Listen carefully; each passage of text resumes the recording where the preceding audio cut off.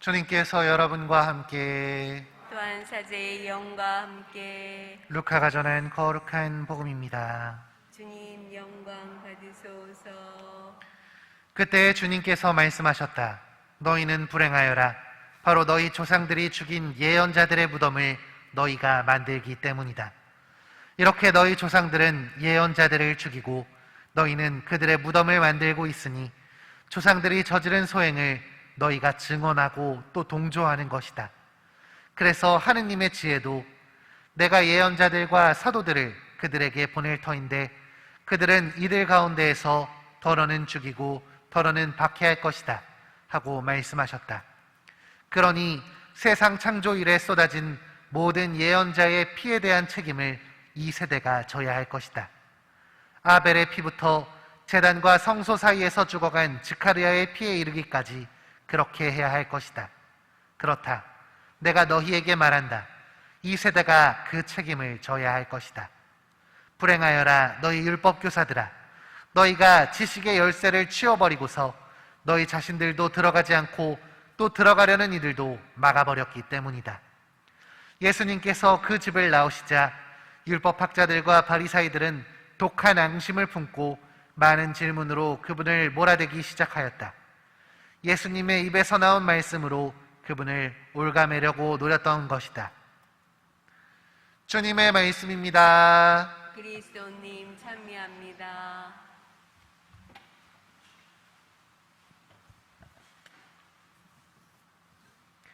찬미 예수님, 찬미 예수님. 오늘은 요 며칠간 이어져 왔던 예수님과 바리사이 가운데 있었던 일의 마지막 내용이 전해지고 있습니다. 예수님을 자신의 집으로 초대해서 식사를 대접하려고 했던 바리사이는 그분으로부터 여러 꾸중을 듣고 있는데요. 오늘에 이르러서야 완전히 예수님과 갈라서게 되죠. 그런데 바리사이들도 할 말이 많았을 것입니다. 어찌 보면 그들도 나름대로 노력을 기울였기 때문입니다. 일단 예수님을 초대한 것 자체가 그분과의 관계를 풀어보려고 하기 위한 노력이었습니다. 게다가 그들 앞에서 여러 꾸중을 하셨던 예수님의 말씀에도 그들은 자리를 박차고 일어나거나 자리를 엎어버리지 않았습니다. 사실 이것만 해도 참 많이 참은 거라고 저는 생각을 합니다. 이렇게 열심히 참아냈는데 마지막 한 방을 날리셨던 예수님입니다. 아벨과 지카르야, 즉 구약의 시작과 마지막 죽음까지 니들이 책임져야 된다고 하시는 오늘 예수님의 말씀. 여기쯤에서 바리사이들은 이 정도면 진짜 싸우자는 거구나 하고 생각을 했을 것입니다. 저도 예수님을 따르는 사람이고 예수님을 좋아하지만 이건 좀 그런 것 같은데 이 정도까지 심하게 하실 필요가 있나 하는 생각이 들 정도였으니까요. 그런데 이렇게까지 하지 않았다면 그들이 과연 들으려고 했을까요? 예수님을 초대하고도 자신들의 관습과 방법을 지키길 바랬던 이 사람들이 적당한 말로 과연 바뀔 수 있었는지는 의문입니다. 제가 곰곰이 생각해보니 아마도 이 정도로는 절대 바뀌지 않았을 것입니다. 누군가에게 조언을 한다는 건 참 어려운 일입니다. 생각하고 또 생각해서 정말 고르고 골라 말을 하더라도 안 먹히는 경우가 태반이기 때문입니다. 너무 배려하면 전혀 자극이 되지 않습니다. 당사자는 바뀌지 않고 그냥 그러려니 하고 넘어가 버리기 일쑤입니다. 또 그렇다고 너무 자극해버리면 싸움이 나버립니다. 지는 잘 사는 줄 아네 이러면서 반발심이 생겨나고 말죠. 그러니 이 충고가 어려울 수밖에 없는 것입니다. 그렇다면 예수님은 무슨 방법을 취하신 걸까요? 제가 보기에 예수님은 조금 세게 말하더라도 그가 당신의 말을 곱씹어 볼 수 있기를 바라셨던 것 같습니다. 불편하고 화가 나더라도 자꾸만 되뇌어서 언젠간 바뀌기를 바라는 마음으로 오늘 예수님은 이 바리사이에게 심하게 말씀하시는 것 같습니다.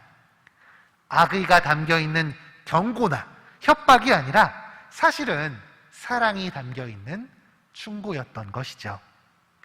저 역시도 이런 충고를 받은 적이 있습니다.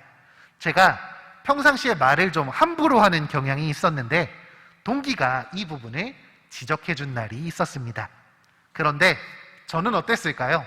잘 받아들였을까요? 절레절레 젖는 거 보시니까 맞습니다.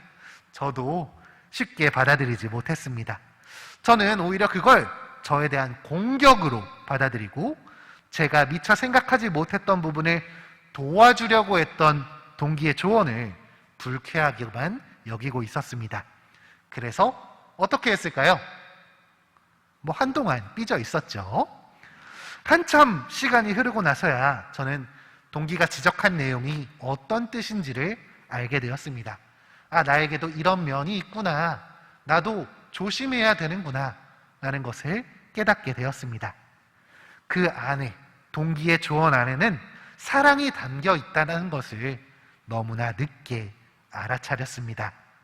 시간이 꽤 지난 시점이었기 때문에 다시 말하기도 그렇고, 그래서 속으로만 그 친구에게 고맙다고, 그 친구를 자주 챙겨달라고 주님께 기도하게 되었습니다. 앞으로의 시간 동안 우리는 얼마나 더 많은 조언들을 마주하게 될까요? 여기 있는 우리들은 앞으로 수많은 조언들을 듣게 될 것입니다. 그게 우리를 힘들게 할지도 모릅니다. 그러나 그 안에 담겨 있는 사랑을 먼저 바라볼 수 있는 우리가 되었으면 좋겠습니다. 당장 발견하지는 못하더라도 끝끝내 그 사랑이 우리에게 닿을 수 있기를, 그래서 변화하는 우리가 되기를 여기 있는 서로를 위해 기도하는 순간을 가졌으면 좋겠습니다. 잠시 눈을 감고 서로를 위해, 서로가 우리 조언 안에 담긴 사랑을 발견할 수 있도록 우리를 위해 기도합시다.